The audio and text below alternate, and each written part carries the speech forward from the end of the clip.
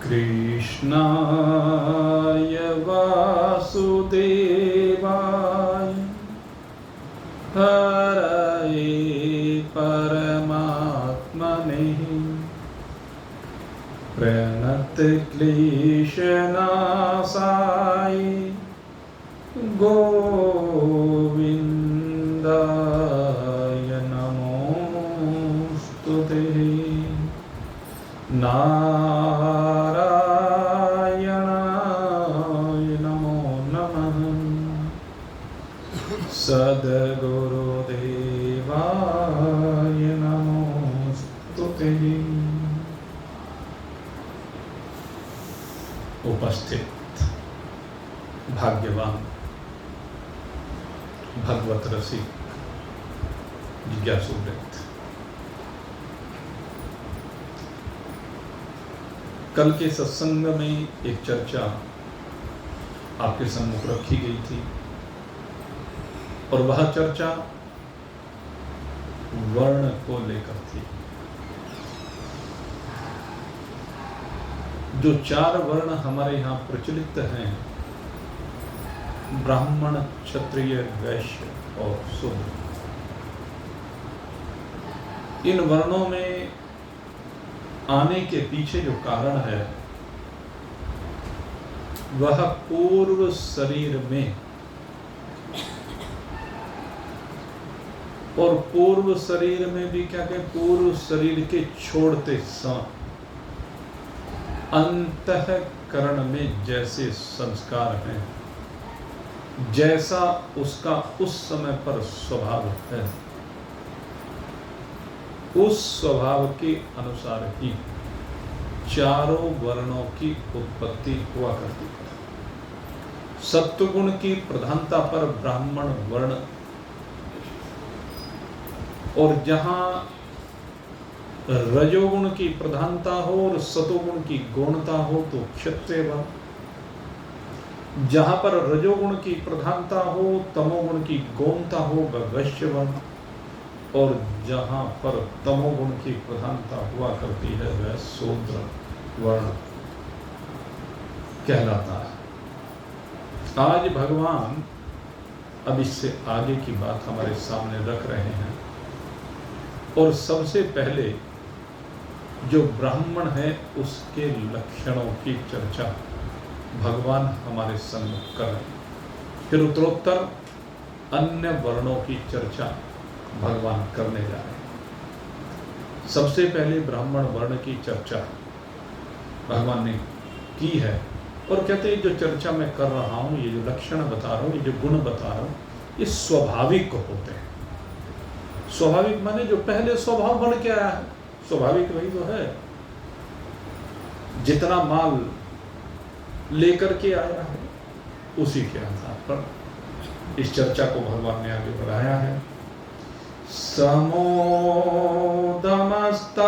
शौचं क्षान्तिरार्जमेव च ज्ञानमविज्ञानमास्तिक्यं ब्रह्मकर्म स्वभावजम्।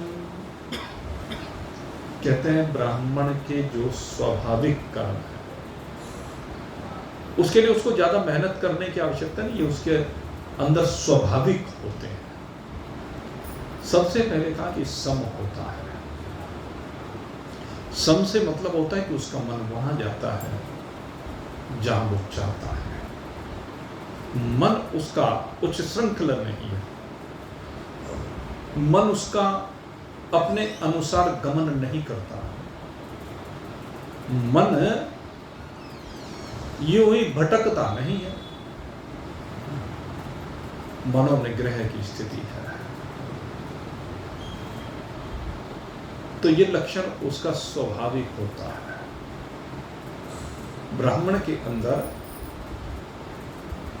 जब अंतःकरण की वृत्तियां शांत हो जाती हैं तो समता आ जाती है। एक समता दूसरी है कि समता दूसरी है। ये समता यहाँ पर मन के निग्रह को लेकर, सम को लेकर के यहाँ पर कहा। दूसरी बात एकदम दम माने इंद्रियों का निग्रह है। उसकी जो 5 ज्ञानेंद्रिय हैं, 5 कर्मेंद्रिय हैं, ये 10 की 10 जो इंद्रियां हैं, इनके ऊपर उसका कंट्रोल होता है। इन इंद्रियों को जब वो जहां चाहता है ये वहीं जाती है, अपनी इच्छानुसार गमन नहीं करती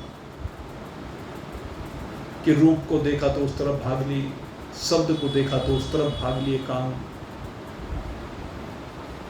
स्पर्श को देखा तो त्वचा उस ओर आकर्षित हो गई, रस को देखा तो रसना उस तरफ दौड़ ली, गंध को देखा तो नासिका उस ओर अग्रसर हो गई। ना ना, कहते हैं जहां वो स्वयं जीव ले जाना चाहता है वहां उसकी इंद्रियां जाती हैं, ये दम कहलाता है। और इन दोनों की चर्चा हम बहुत विस्तार से अनेक बार कर चुके हैं, इसलिए आज इनके विस्तार में नहीं जा रहे हैं। इसके बाद सोचन की बात की, तप की बात की, पहले समोदमस्तपः तप की, और तप तो सीधा है, मन का तप है, तन का तप है और वाणी का तप है। इन तीनों के ऊपर नियंत्रण। मन के तप की बात तो सब में भी आ जाती है, और दूसरी बात है वाणी का तप। ये तप भाई सबसे मुख्य है, वाणी पर नियंत्रण होना। और इसको बहुत सीधे से शब्दों में हमारे शास्त्रकारों ने समझाया है, सत्यम ब्रूयात् न अप्रियम ब्रूयात्, सत्यम ब्रूयात् न अप्रियम ब्रूयात्, सत्यम ब्रूयात् प्रियम ब्रूयात्। कहते सत्य तो बोलिए लेकिन जो अप्रिय सत्य हो वह मत बोलिए, सत्य बोलिए लेकिन प्रिय सत्य बोलिए। सत्य को सौम्य तरीके से रखने की जो कला है वह ब्राह्मणत्व का लक्षण है। शरीर का तप, शरीर गर्मी सर्दी बरसात, भाई ऋतु तो आती है और चली जाती है, आगमा पाईमा लिखते हैं, लेकिन इन सब में सहज रहे।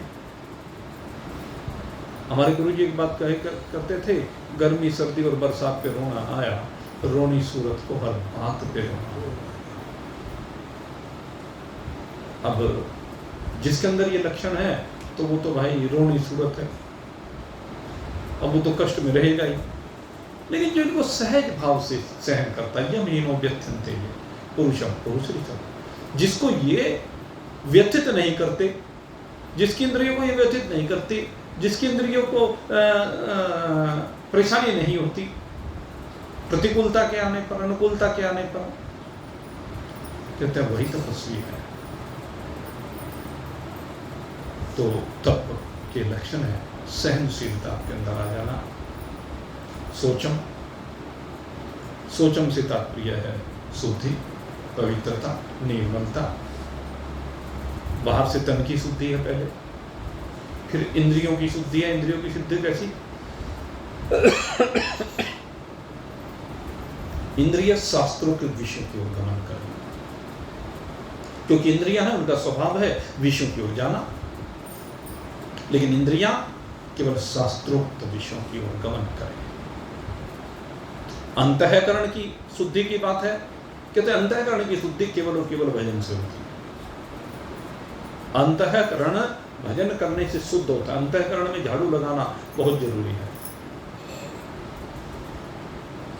वो एक भजन आया करता था, मैं भूल गया उसकी लाइनें, 2 घड़ी बैठ, हाँ, मन मंदिर में गाफिला झाड़ू रोज लगाया।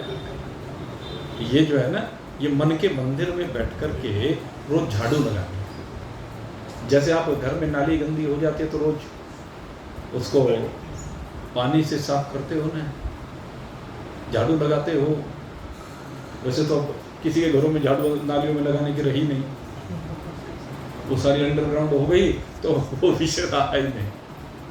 लेकिन ये सिस्टम है, तो इसी तरह से मन में रोज झाड़ू लगाने की जरूरत है। मन में बहुत गंदगी भरी हुई है, इस मन की गंदगी पर रोज जो साबुन लगाता है, झाड़ू मारता है, पानी चलाता है और इस गंदगी को साफ कर देता है, तो कहते हैं वो भाई उसका अंतःकरण, उसका मन शुद्ध हो जाता है। और जिसका मन शुद्ध होता है, निर्मल मन जन सो मोहि पावा, भगवान कहते हैं वो मुझे प्राप्त हो जाता है। इसके बाद का आर्जवम, ये एक बहुत बड़ा लक्षण है। ये आप देखेंगे जितने भी लक्षण है ये संतता के लक्षण हैं। ये सारे लक्षण संतों में पाए जाते हैं। आर्जवम, आर्जवम का मतलब है सरल, जो अपने स्वभाव को सरल बना लेता है। स्वभाव जिसका सरल हो जाता है उसका जीवन भी सरल हो जाता है। बहुत सुंदर बात भगवान ने कही है, सरल स्वभाव न मन कुटिलाए। जिसके मन में कोई कुटिलता नहीं है, कोई हेरा फेरी नहीं है, कोई धोखाधड़ी नहीं है, जो इन सब चीजों से बाहर निकल गया, वो सरल मन की बात यहां पर की गई। सरल स्वभाव न मन कुटिलाय, जथा लाभ संतोष सदाई। सदा जिसका स्वभाव सरल हो जाता है वो संतोषी अपने आप ही हो जाता है। उसके जीवन में कोई उलझाव नहीं रहता। सरलता से सबसे बड़ी बात है, मन का उलझाव, संसार का, परिवार का, समाज का जो भी है, सारे उलझाव समाप्त हो जाते हैं। जिसका मन बिल्कुल एक सीधे रास्ते चलने वाला, तो ये एक बहुत बड़ा लक्षण है भाई। अपने जीवन को जटिल मत बनाओ। मैं तो बार बार इस बात को कहता हूं। संतों की मस्ती क्यों होती है, संत आनंद में क्यों रहते हैं, उसके पीछे कारण ही यही है। उनके स्वभाव में कोई जटिलता नहीं है, वो जैसे अंदर से वैसे बाहर है। और हमारे अंदर क्या कमी है, हम बाहर से तो अपने आप को सरल दिखाते हैं, लेकिन अंदर से बहुत जटिल है। अंदर हम जाल में ऐसे उलझे पड़े हैं, वो जो कहते हैं ना घून मथून, दिमाग सबका ऐसा हो गया। घून मथुन का तो अंदर ही अंदर घुन लग गया है, मंथन चल रहा है, सारे दिन दिमाग परेशान रहता है। क्यों रहता है? परिस्थितियों में उलझ जाता है, उनको सुलझाता नहीं, अपने आप उलझता है, उनको सुलझाने का प्रयास नहीं करता है और उलझता चला जाता है। जबकि सरल हो जाइए, सहज हो जाइए। भगवान कहते हैं सहज बनना प्रारंभ करो। जितना संसार में मुंह मारोगे उतने जटिल होते चले जाओगे, और जितने संसार से दूर हटते चले जाओगे, अपने में आते चले जाओगे, और जो अपने में आता चला जाता है वो सहज हो जाता है। संसार को समेटिए, संसार को छोटा कीजिए, सर्किल को छोटा कीजिए। हमारे गुरुदेव जो उदाहरण दिया करते थे, कहते हैं भाई एक पॉइंट होता है और वो पॉइंट आप है। एक पॉइंट जैसे जैसे अपने सेंटर से थोड़ा सा दूर होता है तो वहीं पर एक सर्किल का निर्माण करता है। जितना दूर होता चला जाता है उतना बड़ा उसका सर्किल होता चला जाता है। Unlimited circle. उसकी वासनाएं, उसकी चाहतें, आकांक्षाएं बढ़ने लगती हैं, संसार बढ़ने लगता है और वो संसार में फंसने लगता है। कहते हैं अगर यदि आप शांति चाहते हो, सुख चाहते हो, तो जरा इस सर्किल को छोटा करना शुरू कर दो। ठीक है, चलो गलती से चले गए दूर, अपने आप से बहुत दूर चले गए, कोई बात नहीं। अब तो पता चल गया ना दूर जाने से कितनी जटिलताएं बनी, कितनी विषमताएं बनी, कितने दुख आए। तो अब थोड़ा सिकुड़ना शुरू करो, संकुचित होना शुरू करो। ये जो आकुंचन संकुचन होता है यही है, एक फैलाव है, एक सिकुड़ा। तो धीरे धीरे संकुचित होना प्रारंभ करो, और जैसे जैसे आप संकुचित होना प्रारंभ करोगे आपका संसार सिमटने लगा, संसार सिमटने लगा, जटिलताएं खत्म होने लगी, उलझाव खत्म होने लगेंगे, और जितना बिल्कुल निकट आते चले जाओगे उतने उलझाव समाप्त होते चले जाएंगे, जीवन शांत होता चला जाएगा, सुखमय होता चला जाएगा। और जिस दिन अपने पॉइंट में आ जाओगे, अर्थात बिल्कुल सेंटर में आ जाओगे, तो संसार समाप्त हो जाएगा, आप अकेले रह जाएंगे। यही आपका स्वरूप है, यही आत्मा है, यही परमात्मा है। यह है सरलता। संसार को बहुत विस्तार मत दीजिए, निकट आइए, और जो संसार है भी उसमें भी जटिलता मत, कोई हेरा फेरी नहीं, बातों को सीधे सच्चे तरीके से कह दीजिए, ग्रहण कर लीजिए। उनमें दिमाग मत लगाइए, फलाने ने ये कह दिया, उसके पीछे उसका ये भाव रहा होगा, अरे पता नहीं शब्द कितने निकलते हैं मुंह से, किस किस को पकड़ते फिरोगे, किस किस में अटकते भटकते फिरोगे। इन सब चीजों की सीमाओं से बाहर निकलो भाई, तब सरल बनोगे। तो ब्राह्मण का एक लक्षण है सरलता। इसके बाद कहा आर्जवम, कहते हैं आर्जवम, आर्जव शांति। आर्जवम की बात तो हो ही गई है, सरलता वाली बात। और अब अशांति, अशांति में क्षमा का। किसी ने कितना भी आपके प्रति प्रतिकूल परिस्थितियां पैदा करती हो, आपको गाली देती हो, आपकी निंदा कर दी हो, आपका अपमान कर दिया हो, तो कितना बुरा मानने की आवश्यकता नहीं, क्षमा कर दीजिए। और क्षमा एक तो विषय क्या है, जैसे कि नौकर और मालिक होता है, मालिक नौकर को कुछ भी कह देता है, अब नौकर बेचारा क्या करे, दबाव में है, इसलिए कुछ कह नहीं पाता, तो ये क्षमा करना नहीं है। कहते सामृत होने पर भी, दंड देने की सामृत होने पर भी दंडित ना करना, यह क्षमा। जब आपके अंदर सामृत है, शक्ति है, उसके बाद भी आप गलती पर क्षमा कर देते हैं, तो ये ब्राह्मण का स्वभाव है। इसके बाद कहा ज्ञानम, ब्राह्मण का जो लक्षण है उसमें ज्ञान सबसे मुख्य है। और ज्ञान किसका? कहते वेदों का ज्ञान, 6 शास्त्रों का ज्ञान, पुराणों का ज्ञान, इतिहास का ज्ञान, उपनिषदों का ज्ञान, इन सब का अध्ययन करना, अध्यापन करना। वो ज्ञान सांसारिक जिसमें कर्तव्य अकर्तव्य का बोध हो। और उसके बाद का विज्ञान, ये विज्ञान बड़ी बात है। कहते हैं जो विज्ञान है ना, कहते हैं इसमें सब चीज का ज्ञान आ जाता है भाई। और वो ज्ञान जीवन में उतारने की बात होती है, अनुभव की बात होती है। जब ये ज्ञान अनुभव में उतर जाए तो विज्ञान कहलाता है। इसके बाद आस्तिक्यम कहा, आस्तिक होना। आस्तिक किसे कहते हैं? जिसकी वेद पुराणों शास्त्रों में, भगवान में, गुरुदेव में श्रद्धा है, विश्वास है, वह आस्तिक कहलाता है। कहते ये जितने भी लक्षण बताए हैं ये ब्राह्मण के स्वाभाविक लक्षण हैं। ये ब्राह्मण में स्वाभाविक होते हैं, इनके लिए उसे कोई बहुत विशेष प्रयास नहीं करना होता है। जो इन लक्षणों से संयुक्त है वह ब्राह्मण है। भगवान ने ब्राह्मण को परिभाषित किया। इसके बाद क्षत्रिय को परिभाषित किया।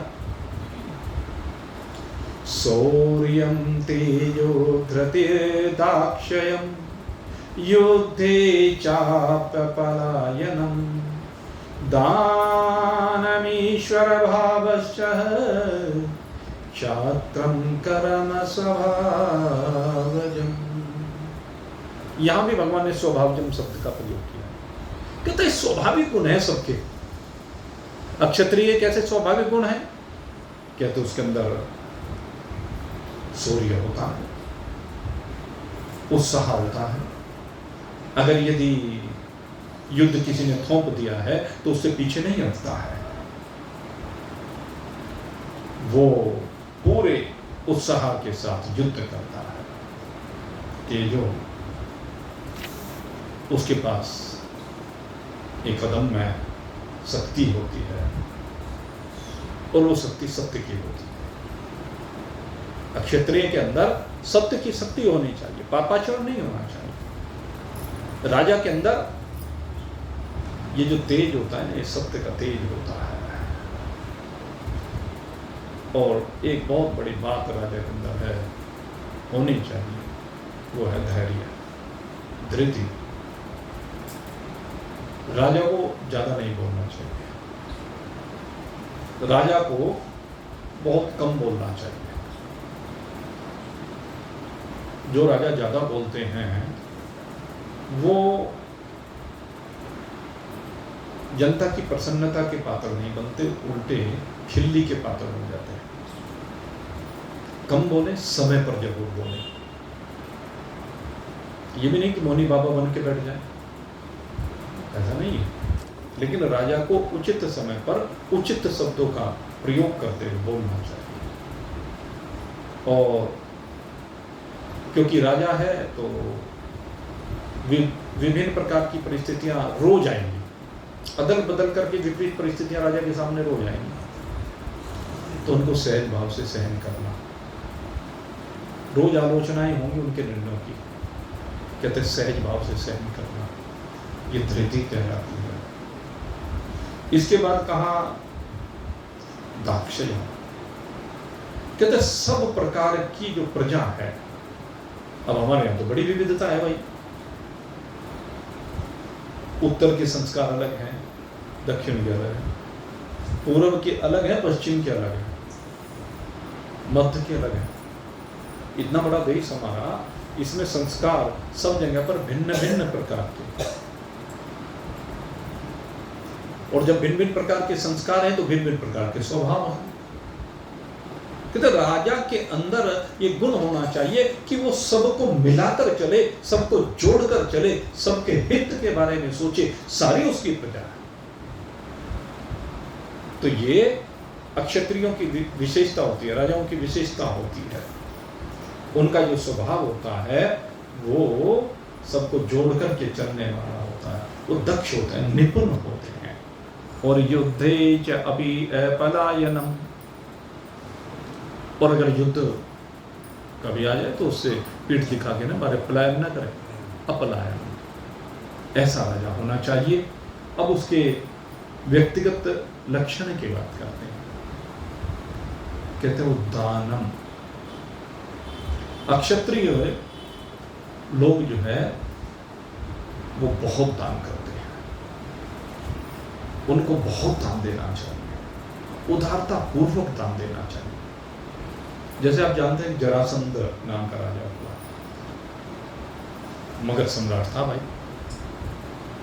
अब मगध का सम्राट, और उस समय तो मगध भाई सबसे शक्तिशाली राज्य हुआ करता था, आपको बताया। तो जरासंध जो है प्रतिदिन भगवान शंकर की पूजा करने जाया करता था, और भगवान शंकर की पूजा करने के बाद याचकों की मंदिर के बाद भीड़ लग जाती, और कहते जो जो मांगता उसको वही दे देता। जरासंध की विशेषता थी।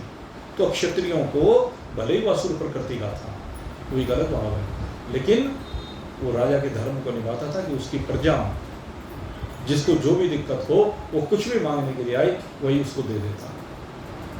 और भगवान श्री कृष्ण अर्जुन को भीम को लेकर के गए, उन्होंने भी तो मांगा ही था ना, लेकिन क्या चाहिए, कहने लगे युद्ध चाहिए, मल युद्ध चाहिए। कहने लगे तुम भिखारी नहीं हो सकते। जरासंध ने कहा कि अपने असली रूप में आओ।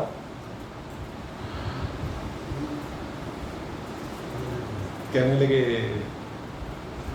तो तीनों असली रूप में आ गए, और जब असली रूप में आए कहना भगोड़ा कहता, मेरे सामने पीठ दिखा के भाग गया था, तेरे साथ युद्ध करूंगा मैं, हट पीछे। भगवान कृष्ण को तो ये कहते, अब देखा सामने दो अर्जुन और भीम, कहने लगे ये मेरे साथ क्या युद्ध करना, मरियल सा दो मुट्ठी गाड़ लिए फिरता। हाँ कहने ये ठीक, भीम को देख करके कहा, और फिर भीम के साथ मल्ल युद्ध हुआ। तो लक्षण क्या है राजा का लक्षण? राजा को दानवीर होना चाहिए, कर्ण की भांति दानवीर होना चाहिए। राजा कर्ण भी बड़े दानवीर थे। और बहुत से राजाओं की हमारे यहाँ चर्चा होती है, तो कहते हैं राजा को उदारता पूर्वक दान देना चाहिए। और यहाँ पर एक बहुत बड़ी बात कही कि क्षत्रिय लोग दान तो करते हैं, देने में कमी नहीं रखते, बड़ी उदारता पूर्वक देते हैं, लेकिन वर्तमान में उनका ये जो कर्म है, दान पुण्य करने का जो स्वभाव है, यहाँ स्वामी राम सुखदास जी कहते हैं कि ये स्वभाव अब वैश्य में आ गया है। अब ये स्वभाव वैश्यों में देखने में आ गया है, लेकिन वैश्य लोग जो दान करते हैं उसमें कसाकसी करते हैं, उदारता पूर्वक नहीं देते, स्वार्थवश देते हैं ज्यादा, कि दूसरे क्या है कि बस चलो अरे इतने क्या करेंगे, देखिए इतने में काम चल जाए, अधिक क्यों दिया जाए, ऐसा द्रव्य का लोभ उनमें बना रहता है। तो भाव कहने का यह कि दान जो दिया जाए वो उदारता पूर्वक दिया जाए। इसके बाद अगली बात आई ईश्वर भावश्च है। क्षत्रिय का सबसे बड़ा जो स्वभाव होता है वो ईश्वर के बताए हुए मार्ग पर चले। ईश्वर ने जो निर्धारित किया है उस मार्ग पर क्षत्रिय को चलना चाहिए, कभी भी धर्म की अवहेलना नहीं करना चाहिए। जो राजा धर्म की रक्षा करता है, धर्म उसकी रक्षा करता है। ये जो कहा गया है ना, धर्मो रक्षति रक्षित है, जो धर्म की रक्षा करता है धर्म उसकी रक्षा करता है। यह क्षत्रियों को लेकर ही विशेष रूप से कहा गया, वैसे तो सबके ऊपर लागू होता है, लेकिन विशेष रूप से कहते हैं जो धर्म के द्वारा अपनी प्रजा का पालन करता है वो धर्म युद्ध करता है। आपने देखा ना वो जो महाभारत में युद्ध हुआ ना, तो कहते हैं वो धर्म युद्ध हुआ है, उसका नाम ही धर्म युद्ध हुआ, और उस क्षेत्र का नाम भी धर्म क्षेत्र रख दिया, इसलिए धर्म क्षेत्र कुरुक्षेत्र संभविता युयुस्व मामका शुकाणवा संजय, धर्म क्षेत्र का, उसको तो धर्म युद्ध होते थे पहले। अब तो भाई क्या करें, धर्म और धर्म की कोई परिभाषा ही नहीं है, अपने मन मुताबिक धर्म की परिभाषा करते हैं, जबकि धर्म की परिभाषा शास्त्र करता है। शास्त्र जिसे धर्म कहे सो धर्म, और शास्त्र जिसे अधर्म कहे सो धर्म, क्योंकि शास्त्र भगवान से प्रकट हुए हैं। तो कहते हैं ये सब जो स्वभाव है वो अक्षत्रिय के स्वाभाविक स्वभाव है। अब वैश्य के स्वभाव की बात भगवान कर रहे हैं। कृषि गोरक्ष वाणिज्यम वैश्य कर्म स्वभावजम परिचर्यात्मकं कर्मः शूद्रस्यापि स्वभावजम्। अब इस एक श्लोक में वैश्य और शूद्र के कर्मों को बताया गया है। वैश्य के कर्मों को बताते हुए कहा कि वैश्य के लक्षण क्या है, तो कहा सबसे श्रेष्ठ जो आजीविका का साधन होता है वो कृषि होता है। कृषि को सबसे श्रेष्ठ कार्य कहा गया है। दूसरे कहने लगे गौरक्षा, भगवान ने गौ रक्षा, गौ पालन, ये वैश्य का कर्म बताया। खेती भी वैश्य का कर्म बताया, जो खेती करते हैं वो वैश्य करते हैं। गाय की रक्षा का जो दायित्व है वो वैश्य के ऊपर है, उसके पालन का दायित्व वैश्य के ऊपर है। और भगवान तो श्रीमद् भागवत में अपने आप को वैश्य ही बताते हैं, क्योंकि भगवान ने गोपालन ही किया है, गोरक्षण ही किया है। गोरक्षण करने के लिए भगवान ने गोवर्धन को धारण किया, इसलिए भगवान गोविंद कहलाए। गौओं का पालन किया इसलिए भगवान गोपाल कहलाए। ये बात भगवान ने नंद बाबा को स्वयं कही कि हे नंद बाबा, आप गाय का कार्य करते हैं, गाय की रक्षा करते हैं, गाय का पालन करते हैं, और मैं आपका पुत्र हूं, इसलिए हम वैश्य हैं।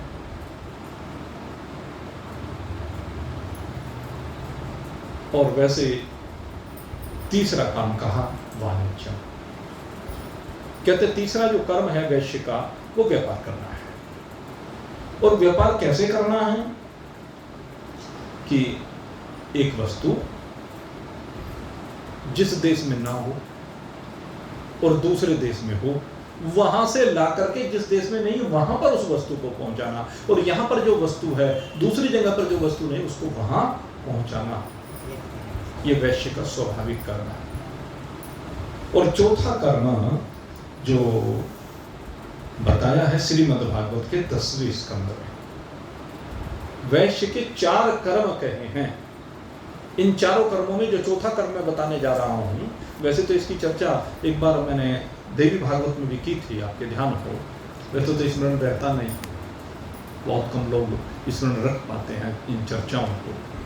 तो वैश्य के जो 4 कर्म कहे हैं यहाँ पर, कृषि वाणिज्य गोरक्षे कुसीदं तुर्यमोच्यते वार्ता चतुर्विधा यत्र वयं गोभृत्यो निशम। भगवान श्री कृष्ण कहते हैं कि वैश्यों की जो वार्ता व्रति है वो 4 प्रकार की होती है।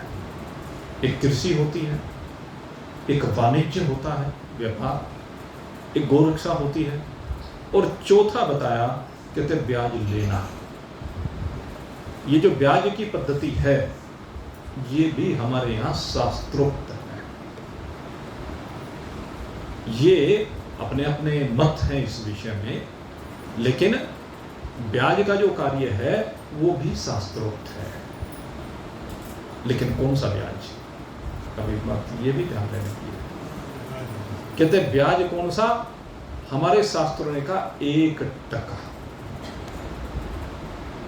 1% का मतलब 1% तक का ब्याज, वह शास्त्रोक्त है। इससे ऊपर लिया गया ब्याज शास्त्रोक्त नहीं है। क्योंकि अगर कोई किसी को कर्ज दे रहा है तो किसी लालच में देगा भाई, वैसे तो कोई देगा नहीं। सबको लालच होता है कि मेरा धन वृद्धि को प्राप्त हो जाए। या मान लीजिए कोई बुजुर्ग आदमी है, अब शक्ति सामर्थ्य शरीर में रही नहीं, अब धनार्जन का कोई अन्य स्रोत नहीं, तो उसके पास जो धन है वो उसको ब्याज पर दे सकता है। लेकिन फिर वही बात है कि शास्त्रोक्त तरीके से दिया जाए। ये नहीं 10 रुपये सैकड़ा का ब्याज, 20 रुपये सैकड़ा का ब्याज, ठेली वालों में, रिक्शा वालों में इस तरह का ब्याज चलता है, मैं आपको बताऊं। तो ये पद्धति शास्त्र विरुद्ध है और यही शोषण कहलाता है। इस तरह का कार्य जिसने किया वो शोषण कहलाता है। तो ये 4 कर्म वैश्य के स्वाभाविक बताए गए। इसमें आज के युग में दान और जुड़ गया, और उस दान के जुड़ने के पीछे कारण है कि जो अक्षत्रिय से वैश्य, कल मैंने आपसे चर्चा की थी महाराजा अग्रसेन जी की, वो अक्षत्रिय से वैश्य जो वृत्ति उन्होंने धारण की, वैश्य धर्म को धारण किया, तो वहां से दान की प्रवृत्ति है। वो अक्षत्रिय वाली प्रवृत्ति, चूंकि वैश्यत्व को स्वीकार किया, तो अक्षत्रिय वाले जो भाव थे वो भी इसमें समाहित हो गए वैश्य समुदाय में। दोनों के दोनों मिश्रित हो गए। जैसे विश्वामित्र जी में अक्षत्रिय के भाव भी और ब्राह्मण के भाव भी, वहां दोनों वहां भी जुड़ गए। तो इसी प्रकार से ये भगवान यहाँ पर कह रहे हैं। और चौथा जो कहा भगवान ने, परिचर्यात्मकं कर्म सुदृश्यपि स्वभावजः, और कहते हैं अपने कर्मों के द्वारा सभी वर्णों की, इसमें 4 वर्णों की बात आई, 3 वर्ण की बात नहीं है। आपको ये बताएं, जहां पर शूद्र के लिए कहा कि सेवा करे, लेकिन सेवा का मतलब केवल नौकरी करना नहीं है। जैसे मालिक और नौकर होते हैं, वो यहाँ वो भाव नहीं है। सेवा, कोई भी व्यक्ति, मान लीजिए कुंभकार है, वो बर्तन बना करके सेवा कर रहा है,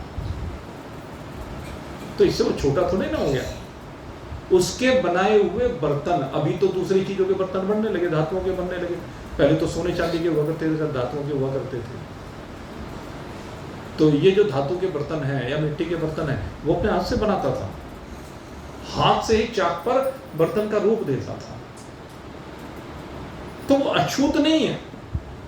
सबसे बड़ी बात क्या है, यहां पर उसको अछूत नहीं, सेवा का भाव तो सर्वोपरि भाव है। भगवान ने कहा आगे भगवान इस बात का वर्णन करते हैं, कहते सेवा कोई तुच्छ भाव नहीं है, और जहां पर वो तुच्छता का अभाव है वो नीच कर्मों को लेकर है। जो नीचे कर्म करता है, एक लोहार लोहे के काम करता है, वो तो लोहे का इस्तेमाल के बगैर किसी का काम चल जाएगा क्या? सोने चांदी को बनाता है, आज जितने भी फैक्ट्री वाले हैं वो सारे सेवा के तो कार्य कर रहे हैं, वो तुच्छ हो गए क्या? आपके एक एक चीज, आप वस्त्र पहनते हैं, आप घर में जितनी भी चीजें आप देख रहे हैं सब बड़े बड़े इंडस्ट्रिस्ट बना रहे हैं, इनमें दोनों भाव जुड़ जाते हैं, सेवा भी है और व्यापार भी है। तो ये सब चीजें कहते हैं अपने हुनर के द्वारा सेवा करना। अब दुनिया भर के हुनर है, मान लीजिए एक नाई का काम करने वाला है, वो हजामत बनाता है, बाल बनाता है, तो सेवा नहीं कर रहा। एक जो गंदगी को उठाने वाला व्यक्ति है, तो सफाई कर्मी, उससे बड़ी सेवा मैं तो किसी की मानता नहीं भाई, जो दूसरे की गंदगी को साफ करे। यही बात तो मतंग ऋषि ने कही थी ऋषियों से, कहने लगे तुम इसे अछूत कह रहे हो बिल्ली को, अरे जो तुम्हारे मार्ग के कंटक दूर कर रही है, तुम्हारे मार्ग को चलने योग्य बना रही है, उसे तुम अछूत कह रहे हो? लज्जा नहीं चाहिए तुम्हें, इसको मैं स्वीकार करता हूं, आज से मेरी बेटी है। मतंग ऋषि ने अपनी बेटी के रूप में सबरी को स्वीकार किया और फिर वरदान देकर के गए कि तुझे भगवान का दर्शन हो। अब आगे भगवान इस चर्चा को उसी ओर लेकर जा रहे हैं। कहते चारों वर्ण, ये तो सबके कार्य हैं, सबके स्वभाव हैं, अपने अपने स्वभाव से जो कार्य कर रहा है, स्वे स्वे कर्मण्य विरतः संसिद्धिम लभते नरः स्वकर्मनिरतः सिद्धिम यथा विन्दति तत्शृणुः। भगवान कहते हैं कि जो अपने अपने कर्म अपने अपने स्वभाव के अनुसार प्रीति पूर्वक लग करके करता है, वो व्यक्ति ही संसिद्धिम लभते नरः, वो संसिद्धि को प्राप्त हो जाता है। संसिद्धि अर्थात परमात्मा को प्राप्त कर लेता है। स्वकर्मनिरतः सिद्धि, जो अपने कर्म में लगा हुआ है, जो भी उसका कर्म है उसी में लगा हुआ है, ईमानदारी से लगा हुआ है, ईमानदारी से सेवा कर रहा है, ईमानदारी से व्यापार कर रहा है, ईमानदारी से तप कर रहा है, ईमानदारी से दान दे रहा है, उदारता है, सरलता है, जो लक्षण यहाँ पर कहे गए, कहने लगे वो सब सिद्धि को प्राप्त होते हैं। और किस किस प्रकार से कौन कौन सिद्धि को प्राप्त होता है वो मैं तुझे अब बताता हूं।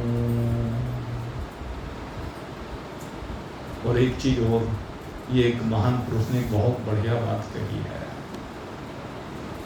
कि नीच नीच सब तर गए राम भजन लवली,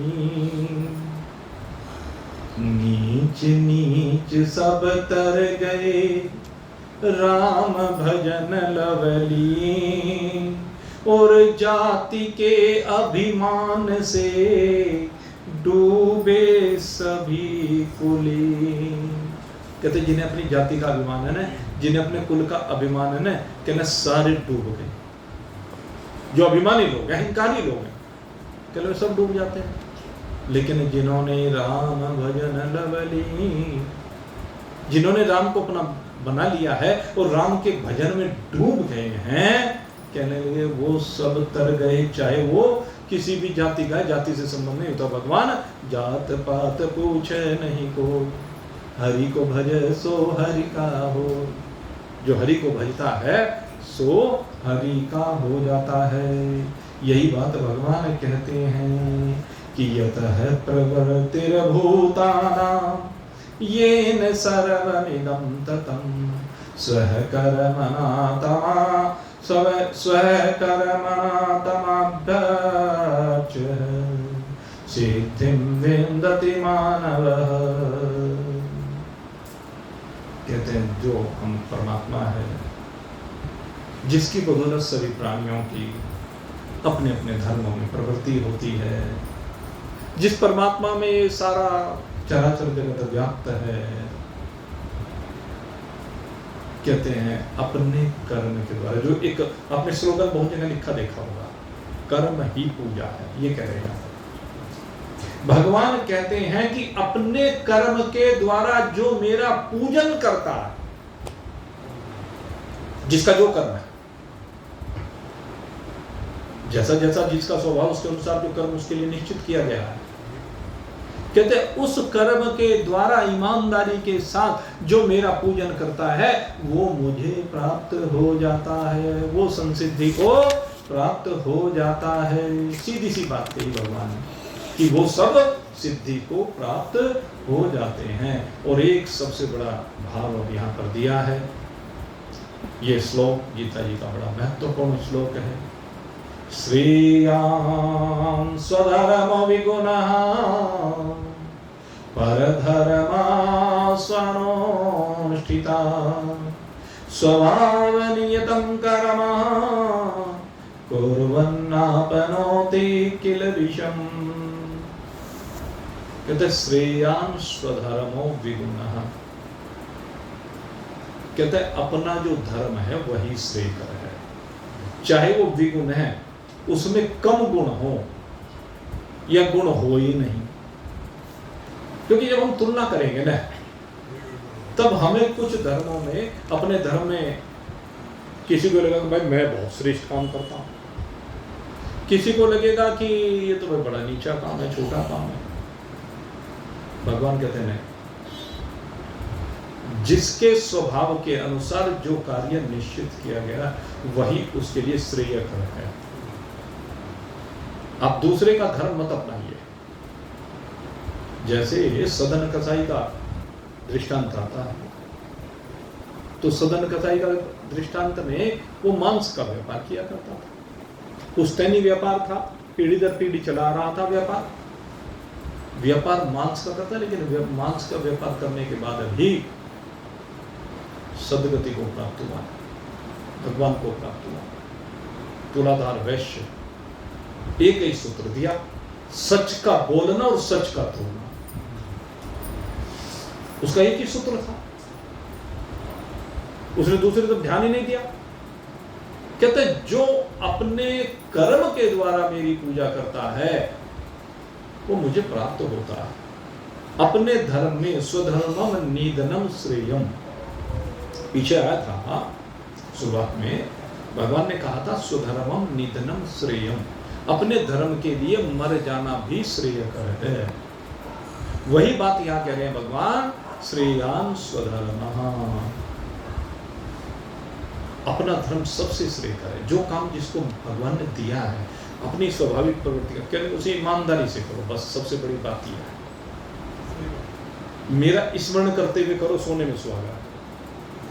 अगर भगवान का स्मरण करते हुए करें तो सोने में सुहागा हो जाता है। श्रेयान् स्वधर्मो भी परधर्मा स्वनुष्ठिता, चाहे दूसरे का धर्म कितना भी बढ़िया क्यों ना हो, कितना ही श्रेयकर क्यों ना हो, लेकिन वो तेरे लिए श्रेयकर नहीं है, वो तेरे लिए श्रेयकर नहीं है, तेरे लिए अपना ही धर्म श्रेयकर है। क्योंकि स्वभाव नियतम कर्म, जिसका जैसा स्वभाव है उसी के अनुसार उसका कर्म नियत किया गया है, और वही कर्म वो कर सकता है, दूसरा कर्म वो नहीं कर सकता। दूसरा कर्म करने के लिए बैठेगा तो भाई उससे होगा ही। जैसे उस साधु के पास से मजदूर जाया करता था, वो कथा आपको कई बार सुनाई है कि नहीं, देखो यहाँ पड़ा रहता है निठल्ला कहीं का, करता धरता कुछ नहीं, आराम की खाता है। तो महाराज जी ने सुन लिया कई बार, अच्छा सुन। एक दिन बोला कि क्या काम करता है, मैं मजदूरी करता हूँ, आराम की नहीं खाता। अच्छा कोई बात नहीं, मजदूरी करेगा कि हाँ, कितने रुपए मजदूरी मिलती है? कि नहीं 700 रुपये मिलती है। कि 800 दूंगा, कल से मेरे पास काम पे आ जाना। कहने लगे ठीक है, तुम्हारे पास आ जाओ। आगे कहने लगे अच्छा एक काम करो, लो माला करो। अब तुम्हें सुबह से शाम तक बैठ करके 8 घंटे काम करते हो ना, तो 6 घंटे, 2 घंटे की तुम्हें छुट्टी देना। 6 घंटे इस माला को जपना है, बस राम राम करना और कुछ नहीं। अब बैठ गया माला, इसमें भी कुछ है। अब माला जपने के लिए बैठा 10 ही मिनट, तो जमाई में आनी शुरू, 10 मिनट में जमाई आनी शुरू हो गई। फिर धीरे धीरे नींद आने शुरू हो गई, झटके आने शुरू हो गए। बोले महाराज जी ये मुझसे नहीं होते ना। अरे नहीं कर भाई, देखो पूरी मजदूरी मिलेगी। फिर हाँ भाई 100 रुपये फालतू मिलेंगे। फिर लग गया।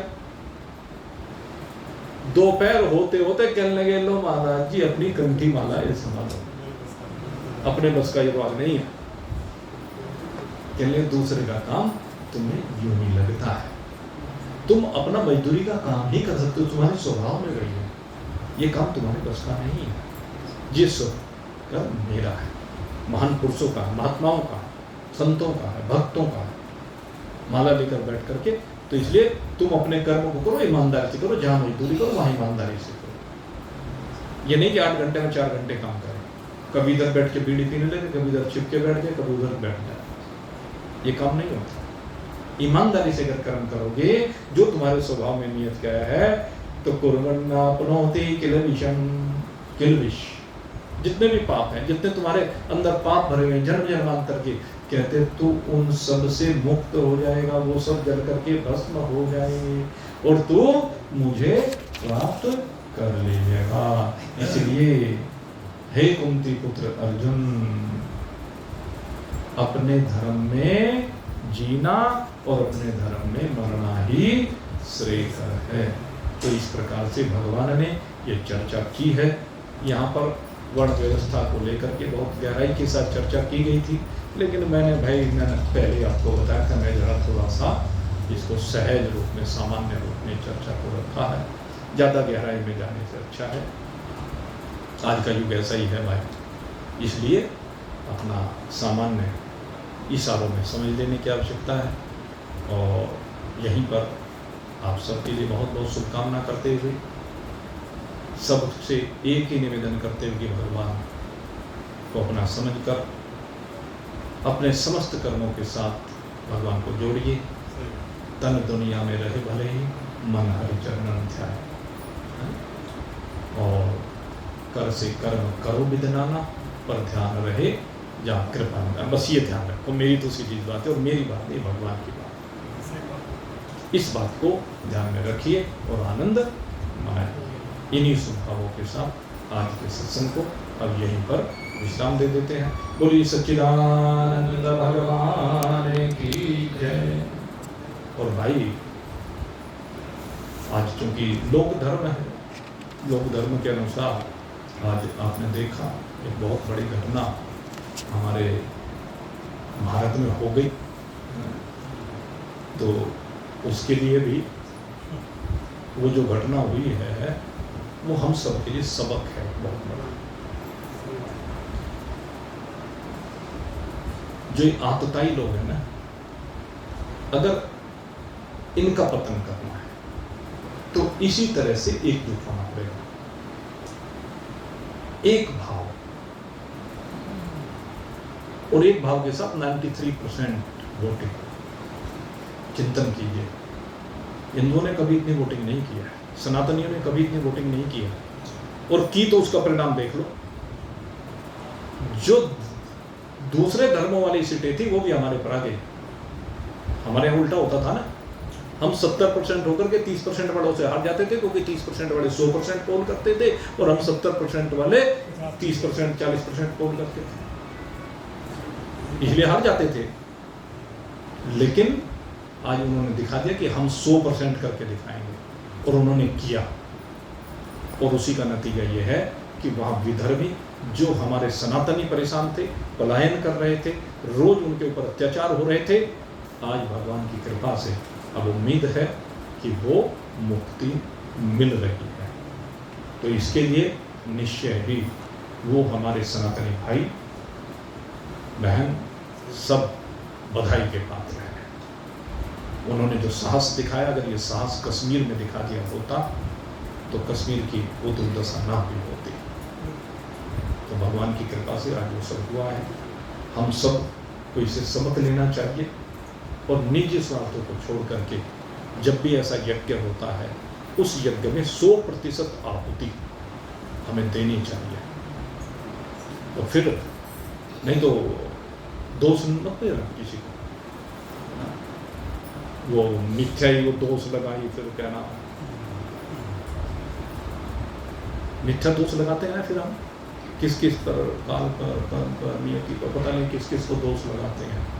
दोष अपना दूसरे पर मढ़ना, ऐसा नहीं होना चाहिए।